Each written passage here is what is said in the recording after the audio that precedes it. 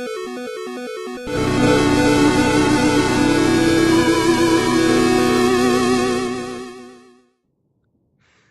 and gentlemen, welcome to the TVGB ViveStream. My name is Jake Saper. I'm one of the editors over at that video game blog. This is the show where we show you the best and the worst the Vive has to offer. And as you probably read either in the video description or on the site or wherever else I might have written it, we have a new format. Despite keeping the name TVGB ViveStream, we're not actually putting these episodes out live anymore. As it turns out, as I've learned in these past 10 or so episodes that I've done, doing a live stream for VR games by yourself is really fucking hard. Like, really hard, because you can't look at the computer.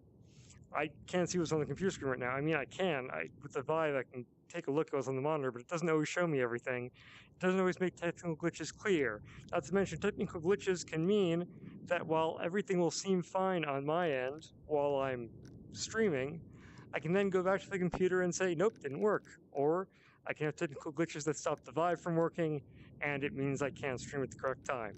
Or, since my computer is not powerful enough to stream and record at the same time, in order to keep the videos available long term, I have to go to freaking Twitch and then record them from that. It's a huge pain. It also makes it difficult to do more than one game in an episode. Speaking of which, in order to sort of celebrate our new format, I thought I would do something that I've mentioned before. Something rather interesting.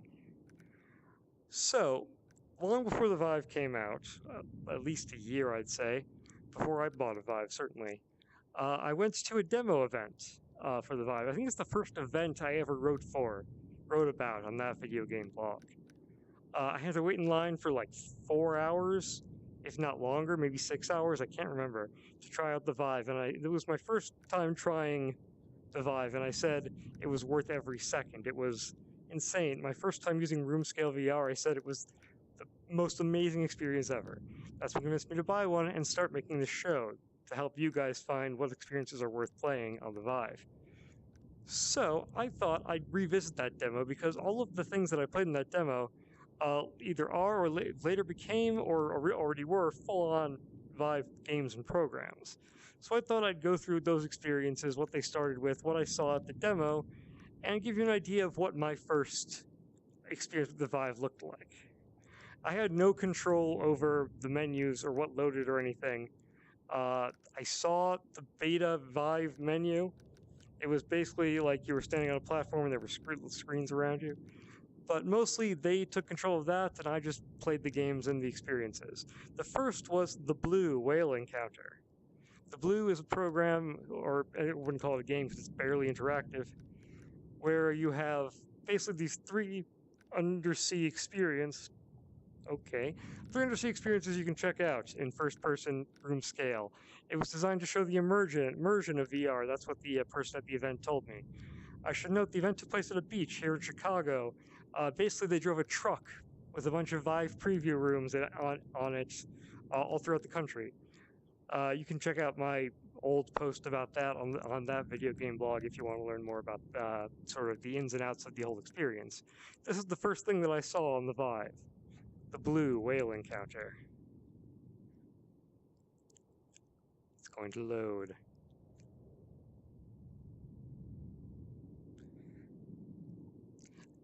Oh, lose one of my controllers tracking here. Needless to say, there weren't so many technical there were some technical difficulties at the time. Here we are on a sunken ship. There's fishies around, some big, some small. Hi, fishy. You can interact with them a little bit. There's a fucking manta ray or something. Oh, a bunch of them too. Now, right now, having played so many things in the Vive, instead of having used the Vive so much, this is cool, very cool, but it's not breathtaking. The fact that I can walk here is awesome, but when I first saw it, holy shit. And it is still one of the most aversive Vive programs. Hi, fishies. Hi, fishies. Hi, manta ray. Uh-oh, it's the whale. No joke. First time, this scared the crap out of me. It still kind of scares the crap out of me. I had to close my eyes the first time. The person running the demo was like, "Oh, look, you made a friend." I said, "I'm not sure I like this friend." Yes, hi, creepy giant fucking whale. Yeah, you're scaring me. Still, it's so fucking big. Its eye is as big as my face. Look at that shit. You can see I was kind of looking away from it because it still kind of scares me, which is pretty impressive when you think about it. Alright, bye, whale. See you later. Oof. Big ass tail. The Blue, a Weaver original series. It didn't say that at the end before. So that was my first taste of the Vive. There are two other experiences that are part of the Blue. They're a little more detailed than that one, which are Reef Migration and Luminous Abyss. Given how scary that one was, I don't want to try the one with the creepy, scary undersea creatures. I haven't even touched that one. This one, Reef Migration, is fine until a whole giant bunch of giant effing jellyfish come right past you. That one scares the shit out of me too, so I'm not doing that one either. Anyway, this was experience number 1, and I'll be right back with experience number 2. Welcome to experience number 2, Tilt Brush by Google. This is, as I'm sure you've probably seen by this point, it's a 3D drawing program. There's quite a lot you can do with it. It starts off pretty basic, but you can change your colors. Oh, hold on. Change your colors, you can go back, you can do mirror mode, you can look at your sketches, you can look at other people's sketches, you can change your brushes. There's a lot you can do. You can change your brush size. I didn't do anything fancy with it when I first started. In fact, when I first played it, I didn't even move. I was just sort of enthralled by the fact that you can draw in 3 dimensions. And let me tell you something. If you've never played Tilt Brush before, or any of the other 3D drawing programs on the Vive, it's something. So I sort of drew myself into a corner for a while when I was playing. Let's get some red. And then I realized, hold on a second. I like making these like weaving things, you know? They go in and out of each other. Ooh. This is riveting video, I know. Bear with me. Then I realized, hold on a second. I can move. I also enjoyed playing around with the different, I can change the environment. I forgot about that. You can get a night sky. Beautiful. Once it finishes loading, it'll be beautiful. There we go. Or space. The final frontier. Dun dun dun. You get the idea. Different brushes are pretty cool too. There's a lot of them. Audio reactor. That's a new one. I haven't actually seen that one before. Do do do do do do do boom ba da ba da ba ba da. I have to play music on my computer for that to work. I'm gonna try that later. Sorry, guys. Disco. This is disco. Yeah, I guess that looks pretty disco. What else we got? Let's change colors. Green. What brush should we try with green? Chromatic wave. Ooh, it's like a double helix sort of deal, except not at all. Ooh. Alright, see? Now it's kind of like a double helix. Emphasis on kind of. There's too much here. There's too much happening. Let's clear the sketch. I don't have any saved sketches, but I can show you some featured sketches from other people. People have made some pretty cool stuff in this, like 3 dancers.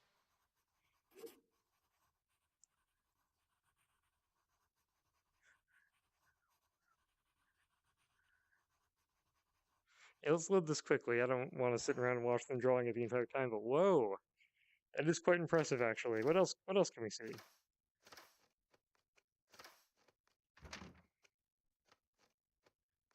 I see there's lots of environments. Well, not that many. Let's look at another one just for fun before we leave here.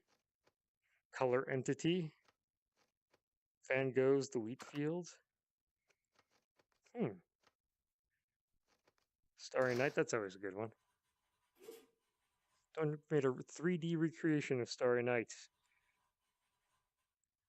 Yeah, skip it. Can we? Is that an option? Have I lost my controller?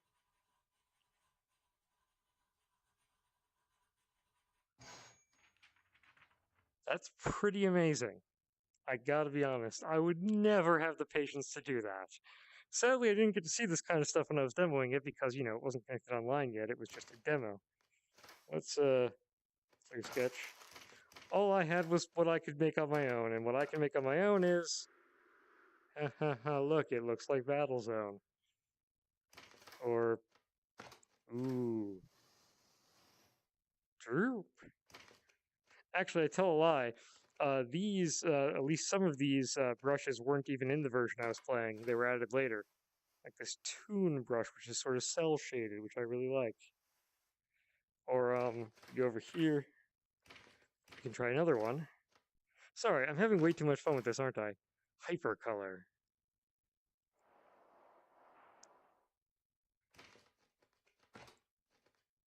Or duct tape. Or bubbles.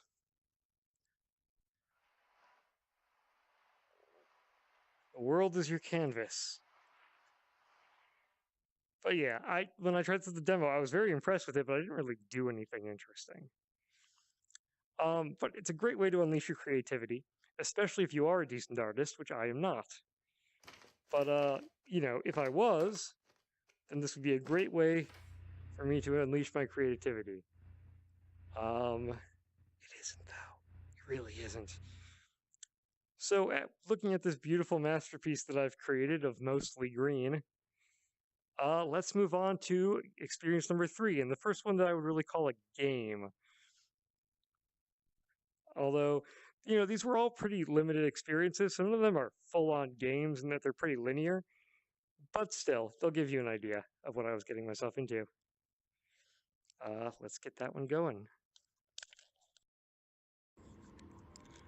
Ladies and gentlemen, welcome to Job Simulator. Probably, if not the most popular VR game, certainly one of the most popular VR games. And why not? It's an excellent game.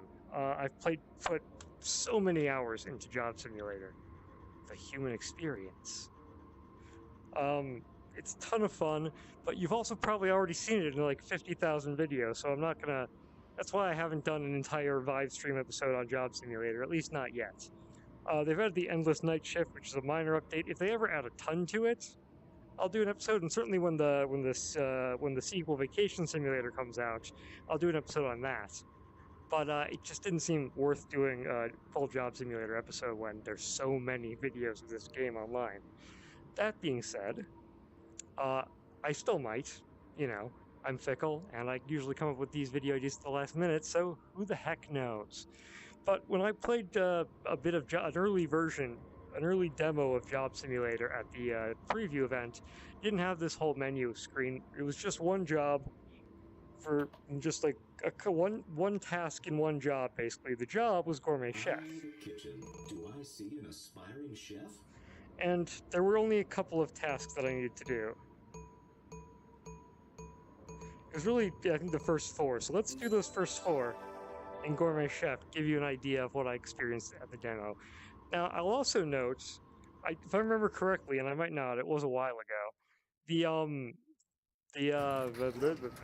chef setup wasn't exactly the same as this. This is an accurate simulation of Gourmet Chef. I think it was more horizontal and less surrounding. Remember, the customer always pays. Nom.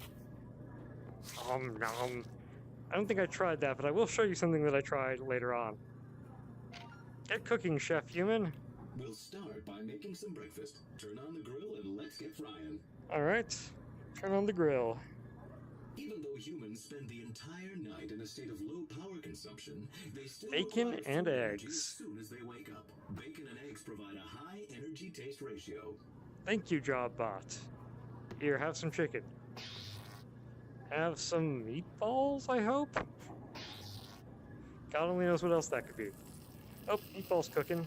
I want bacon. Egg? Here's an egg.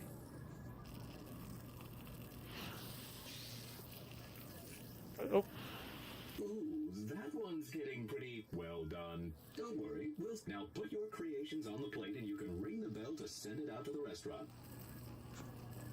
Feed that, I wanted to feed that one to the fishies. There we go. Yeah, ravenous little beasties, aren't they? Let's try again.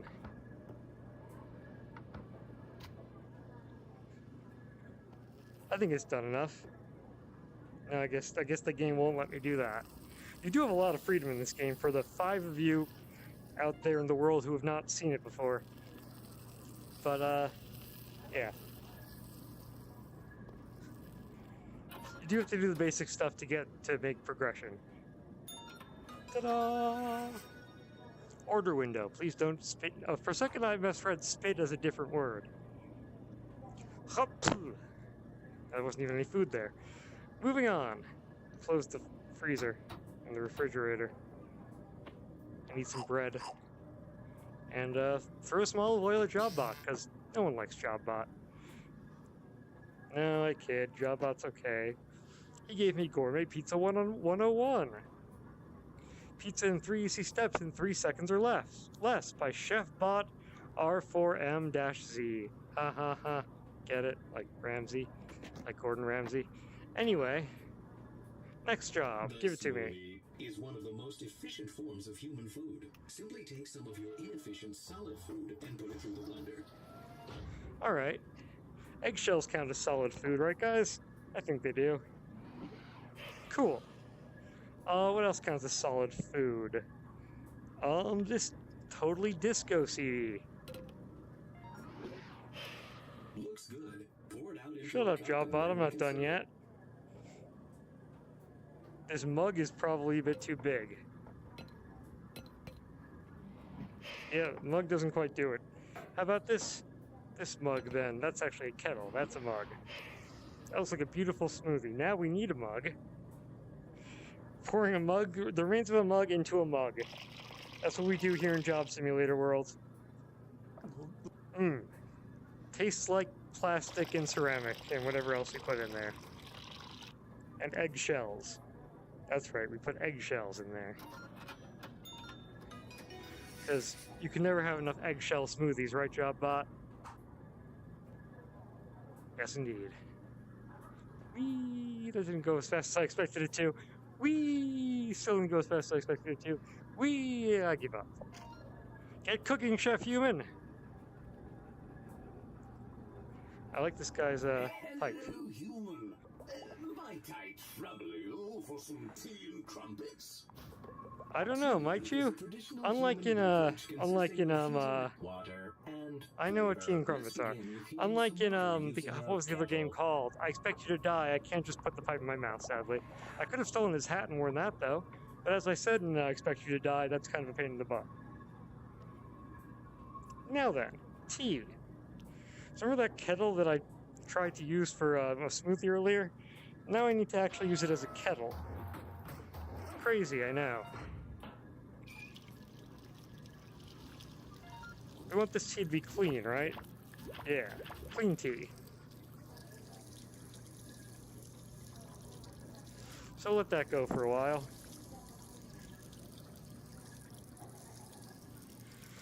$99 bottles of tea on the wall. Actually, there are bottles on the wall. Oh, that's done, all right. Tea is best optimized for consumption by being placed in a cup. All right, if you insist. Hot water. Tea bag. That's some, weird-looking tea. Also require heat. But whatever floats your boat, buddy. Not cold ingredients. Aha! Crumpets. Are crumpets the same as English muffins or... Oh, sorry. Humans use devices called toaster. Device is called toaster, eh? I've got a toaster.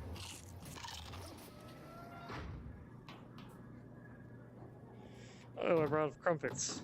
Aha! Magic crumpets. It's the magic crumpet machine. That sounds like something from Harry Potter. And yes, I am only saying that because it's British. But also because it's magic. It's both. Tea and crumpets, bitch. Shall tell you what. Since I stole his pipe, I feel kind of bad. Give him some chicken. Ah, damn it, that didn't work. Fine, let me give him a cherry. See, I'm nice. Let's call JobBot. Nah, that didn't work. Oh well. Let the fish. Nope, not even the fishies want the kettle. All right, so this is the closest to what I did at the demo, actually, making soup.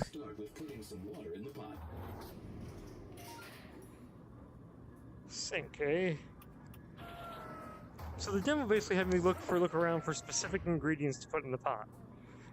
This is a little different. It basically said find bread and avocado and salt and so on, and put each one in the pot. Instead, here we start with water. It was a good ingredient for soup. And then we put whatever the hell we want in the pot. With whatever kind of ingredients you want. So, now here's something a little interesting that's different from the demo too. One of the items in the kitchen in the demo was a big, like, French baguette bread, which I somehow got stuck in the pot, which almost broke the demo, which might be why it's not actually in the final game, come to think of it, because, yeah, it caused some serious problems when I tried to put the baguette in the pot. So I'm not going to do that, because I can't, because they took the baguette out of the game.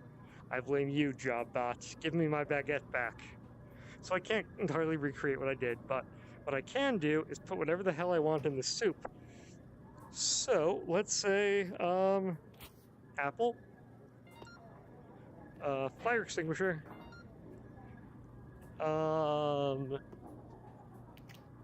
sign, or magazine, I guess is what that is.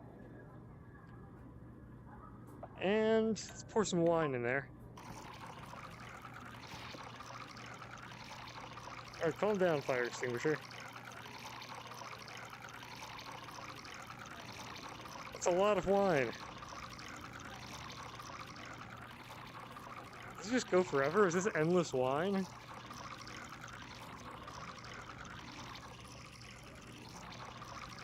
I think it is. We have endless wine, people. I can't see this going poorly at all.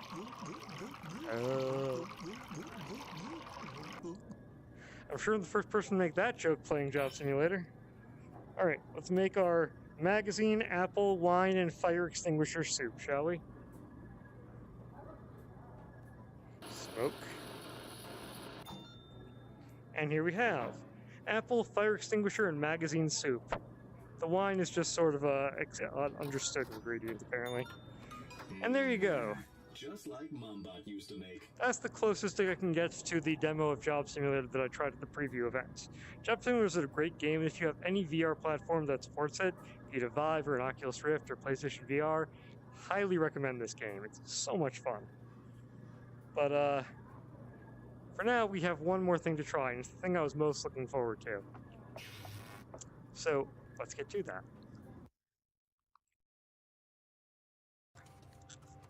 Welcome, ladies and gentlemen, to the lab. This is basically a free mini game / experience collection that Valve put out when the Vive first launched, designed to show off what the Vive can do. It features some tech demos, including one tech demo that they showed off at the event. The entirety of the lab was not available yet, but this one tech demo was. Give me just a second to fix something here, and I will be right with you. All right, so, anywho, let's get started.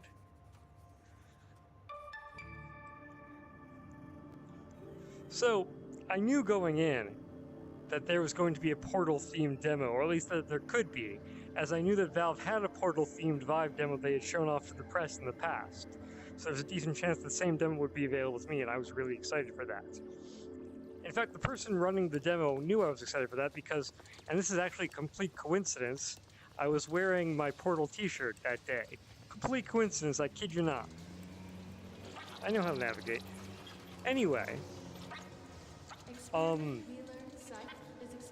So, I was super duper excited when I got to try out Robot Repair, the final demo, the coup de grace, so to speak. This thing makes, balloons. We want Robot Repair. This here was the demo, the final demo that I tried during my Vive preview event, and easily the one that I had the most fun with. I mean, it's Portal. I am a huge Portal fan. Granted, I never finished Portal 2. I've tried, it's a long story, but I have not only finished Portal 1, I've also finished all the Portal content in LEGO Dimensions, so, you know, there's that. Anyway, this is a blueprint for Atlas. We'll be meeting him soon. Let's go. This demo is exactly the same as it was when I tried it out at the event, because this is just a tech demo, really. The only difference is it was in a bigger room, or at least I had more usable space at the event, so I didn't have to teleport. I could just walk around, which would make it even more immersive. Sadly, my apartment's pretty cramped. I do have to teleport here. Otherwise, it is exactly the same experience. So let's check it out. So I have to grab with both hands, I believe, which I'm trying to do. I don't know why it doesn't work. There we go. I guess I just needed one hand. I was thinking of to the top.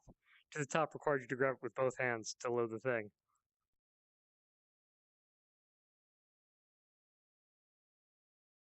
And Wellness Center. Thank you for the welcome. You are the inaugural participant in our Human Diversity Outreach Program. Well, that was nice. Dual Aperture Science prosthetic multi-tools. These things. In the multi-tool charging station. And the charging station is that glowy blue thing over there. I'm inside the Aperture Science facility. Charge your multi-tools. It's been like a week since I last saw you. I recorded the part in the lab lobby. It was about a week ago. I recorded the Robot Repair, and then I realized that it didn't actually record properly. Then I had to reinstall the game, and then work happened, so I'm back here to show you Robot Repair. There's a model of our to-be coming up subject, Atlas. For now, let's charge our devices. Charge your multi-tools at the charging station. I heard you.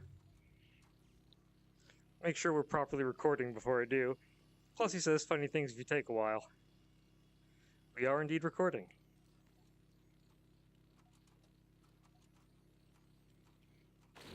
Good. There we go. Press the button on the multi-tool.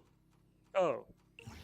Fine. Your multi-tools have been fully irradiated. Good. Please remove your radiation suit at this time. No suit detected. Good. Great. There is a cabinet of drawers in your No repair radiation station. suit needed, right? And open a drawer. I'm sure I'll be perfectly fine. I'm a little sideways, actually. I don't know if you guys can see, I'm a little lopsided. I think maybe my sensors aren't in the right place, but whatever, you'll get the idea. I need to open a drawer. How about this one? Good. Now Ooh. close the drawer and open the correct drawer. Well, excuse me. It's a blueprint for Atlas and a companion cube eraser and other things. Locate and open the correct drawer. Good. Ooh, that's been there since Portal 1, hasn't it? Yeah. Please open the correct drawer. Alright, fine. Oh, what do we have here? As explained in your orientation, you should, of course, never look directly into the drawer. Sensors indicate you are currently looking directly yeah, into the drawer. kinda. You have just interfered with an Aperture Science Pocket Universe cabinet. Sorry about that. They're gone. Close the drawer to initiate Contaminated Pocket Universe contingency protocol. I mean, I'm their god and everything. Are you sure I should do that, robot voice? I mean, he sounded pretty sure. Good. Contaminated Pocket Universe incinerated. Ah, that's a shame. Drawers has been removed from your list of responsibilities. Probably just Please as locate well. the service bay door lever and pull it. Oh, someone survived. Hey, buddy. Hello. I'm not sure where you're trying to get to. There's really nowhere to go, sadly. Pulling the lever has been added to your list of responsibilities. Please pull the lever. Alright, good luck. Now we need to go to the service bay door over here and get our patient. Gotta stand back a little bit. He's bigger than you'd think, Atlas. He scared me the first time I did this at the demo event, actually. He just came right up to me and he was bigger than I expected. There's Peabody in the back, too. Hi, Peabody. He's reading. Here's our buddy Atlas. He's coming right on up to me. And yeah, like I said, bigger than you'd think. Hey, bud. Ooh. Alright, I think that's supposed to happen. From the schematic polygon, all Aperture brand robots can be repaired by anyone with even a rudimentary understanding of advanced electromechanical engineering. Okay, well... To begin repairing this unit, attach your multi-tool to its faceplate. and pull as forcefully as you may hear what sounds to a human like mechanical screaming. But rest assured, while robots feel pain, they cannot express it. Okay, that'll be fine then. All good, Atlas? Locate and press the button marked Robot Repair. Good. This one, eh? Step 2. Locate half-inch bore number 35 pitch sprocket for amp flow motor D and disengage appropriate linear actuator, unless it's electrostatic ion reactor. Standardized multi-axis circle bracket 733E and only if oxidization valves. I didn't catch any of that, so I'm just gonna play with stuff for a while. It moves. The controllers rumble. It's fun. Up to 30 seconds, at which point the thermal reactor currently uncoupled from its heat exchange unit will detonate. Alert Which one's the thermal reactor? That thing? I don't know. Again, I have a feeling we're not going to repair this 15 robot. seconds. 15-second flaxen deploy. Dun. Oh boy, well, Detected. Ocean sounds we tried, right? relaxing deploy. Relaxation, Claxon. Thanks, guys. Oh, this has been a bit of a bust, I'm afraid. I can't fix him. Sorry, Atlas. Yeah, that was gonna happen. We did our best. We did our best for the poor robots. Sorry, buddy. Good. All That's pretty much what I said when I did this the first time, too. The person running the demo laughed at that. I said, sorry, buddy. Yeah, sorry. Sorry about that. What kind of robot can't Oh, hello there. Oh, it's you. It is. Congratulations It's on your you. quota-filling promotion, by the way. You've opened all our eyes to what humans can achieve when you put your tiny little minds to it. Gee, thanks. Recycling initiated. For your own safety, please vacate this station immediately. Don't listen to him, you'll be fine. Oh, will I? So let's be honest. You seem so trustworthy, GLaDOS. I suppose I should listen to you when you say, oh, I'll be fine. What is my station being recycled into, I wonder? I guess we'll have to wait and see. Also, where'd she go? Where'd GLaDOS Station go? recycling in progress. Oh, good. I want you to know, at first I She's was still against talking. this human diversity outreach program. But now, watching you flail around like a sweaty pile of ham, I see I was wrong. It's hilarious. Honestly, I think you're Well, anyway, overqualified for thank you for robot joining me as I I've went got a through better the assignment for you. Vive demo presentation that I went to originally quite a long time ago. That's a It really recording. opened my eyes to He the has to possibilities of say virtual that. reality, especially this demo here. And I hope you guys enjoyed seeing what I saw. I've got more episodes coming. I hope you enjoy the new formats. And I think it's time to say goodbye.